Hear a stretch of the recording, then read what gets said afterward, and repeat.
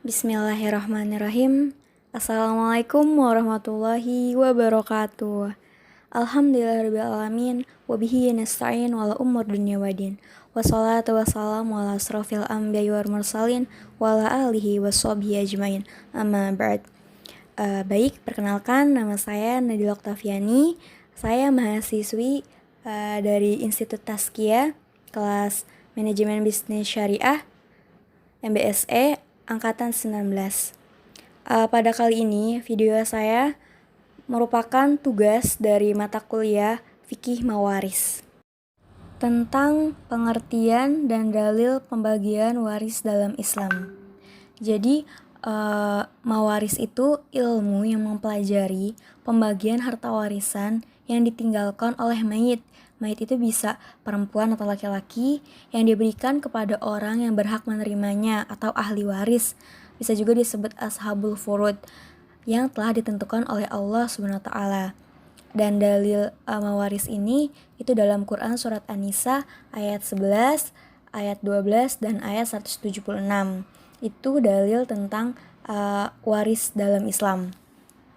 Adapun nama lain dari mawaris itu fikih mawaris, ilmu faraid, sama ilmu hisab.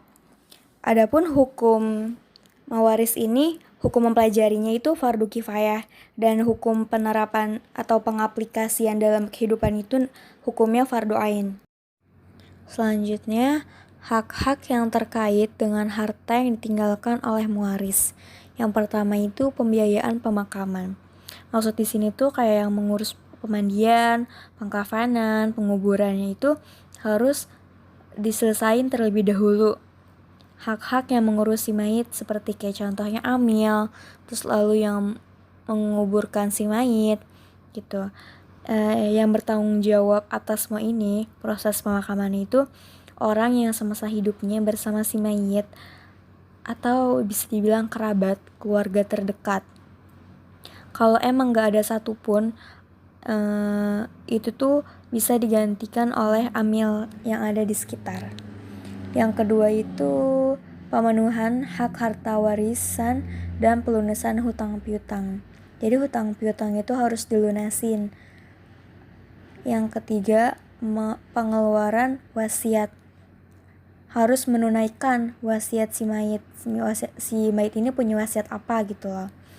Yang keempat, taksim, menghitung, dan tauzi, distribusi. Jadi kita kumpulin dulu data ahli warisnya, kita hitung, baru kita distribusiin, kita bagiin ke ahli waris. Dan juga menyelesaikan beberapa urusan hak-hak sebelum pembagian warisan. Hutang itu sama dengan kewajiban. Jadi yang namanya hutang itu harus segera dibayar, gak boleh gak dibayar. Wasiat sama dengan sodaqoh. Wasiat juga hanya 1/3 hartanya, gak boleh lebih. Dan ahli waris tidak boleh mendapatkan wasiat. Misalkan kayak wasiat si mayitnya itu mau menyumbangkan 1/3 hartanya untuk bangunan masjid atau pondok pesantren gitu. Rukun waris itu ada 3. Yang pertama, mayit, orang yang meninggal. Yang kedua itu ahli waris, orang yang ditinggalkan oleh si mayit. Yang ketiga itu harta yang diwariskan. Jadi hartanya tuh harus ada gitu loh, kelihatan. Jika tidak ada rukun ini, berarti tidak sah. Jadi ini tuh sama aja kayak 3 tiang atau pondasi sebuah warisan itu sah adanya. Selanjutnya, syarat waris. Yang pertama, meyakini bahwa si fulan itu betul wafat.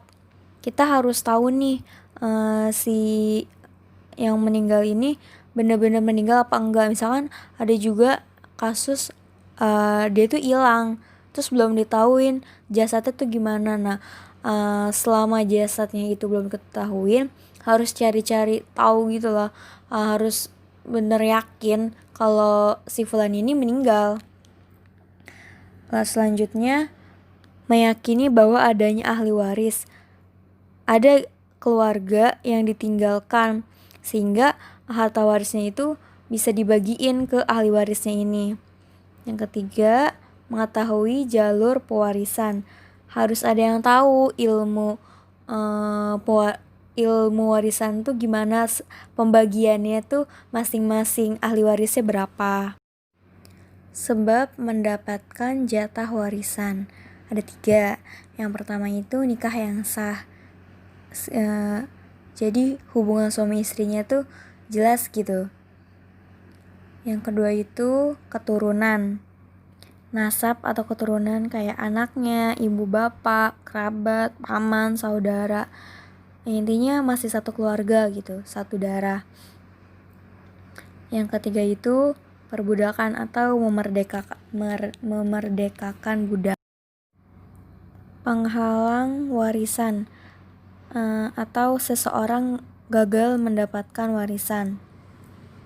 Yang pertama itu berbeda agama. Misal si anak sama si bapaknya itu dia beda agama, nah itu gak bisa dapat warisan walaupun dia masih ada sebab keturunan, tapi tetap aja kalau namanya beda agama ya gak akan dapat. Lalu membunuh dengan sengaja. Misal ada seorang anak yang membunuh ibu atau bapaknya dengan sengaja, kayak buat dia tuh cepat dapat warisan. Berarti itu dia tuh terhalang mendapat warisan, karena masa iya sama orang tua sendiri atau sama anak sendiri ngebunuh gitu loh. Yang ketiga itu budak. Selanjutnya kita masuk tentang ahli waris. Di sini ahli waris dari kalangan laki-laki. Jumlahnya ini ada 15. Yang pertama anak laki-laki, selanjutnya anak laki-laki dari anak laki-laki atau cucu laki-laki dari anak laki-laki.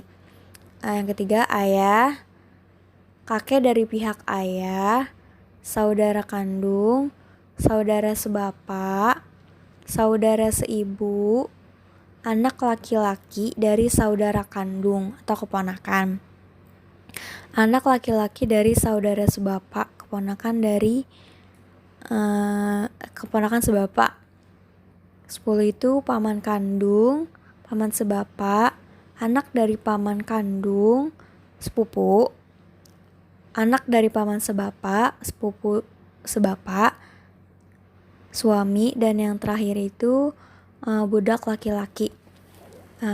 Jadi terus juga jika semua ahli waris dari pihak laki-laki ada, maka yang pasti akan mendapatkan bagian harta warisan dan tidak akan terhalang, yaitu ada 3, anak laki-laki, ayah, dan suami. Karena cucu laki-laki itu terhalang oleh ayahnya, dan kakek terhalang karena ada ayah, dan yang lain itu terhalang oleh anak laki-laki dan ayah. Dan ahli waris dari kalangan perempuan. Sini jumlahnya ada 10. Yang pertama anak perempuan, yang kedua cucu perempuan dari anak laki-laki, yang ketiga ibu, keempat nenek dari ayah, kelima nenek dari ibu, keenam saudari kandung, ketujuh saudari sebapak, kedelapan saudari seibu, kesembilan istri, dan yang terakhir itu budak perempuan.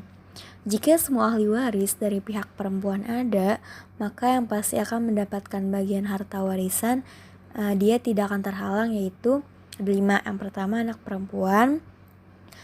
perempuan dari anak laki-laki, cucu, ibu, istri, dan saudari kandung. Karena saudara seibu terhalang oleh anak perempuan, kedua nenek terhalang oleh ibu, dan yang lainnya terhalang oleh saudari kandung. Ahli waris dari kalangan perempuan dan laki-laki.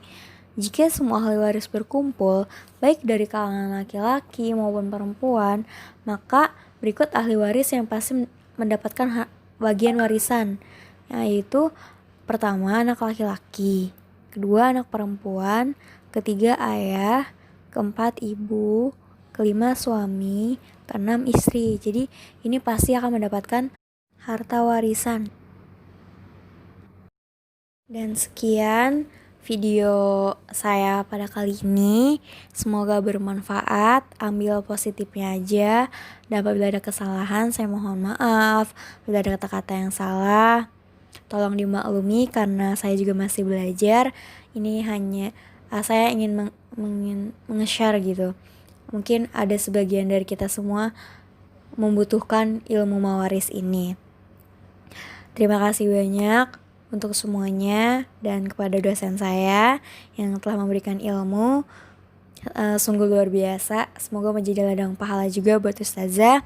Sekian, wabillahi taufiq wal hidayah. Wassalamualaikum warahmatullahi wabarakatuh.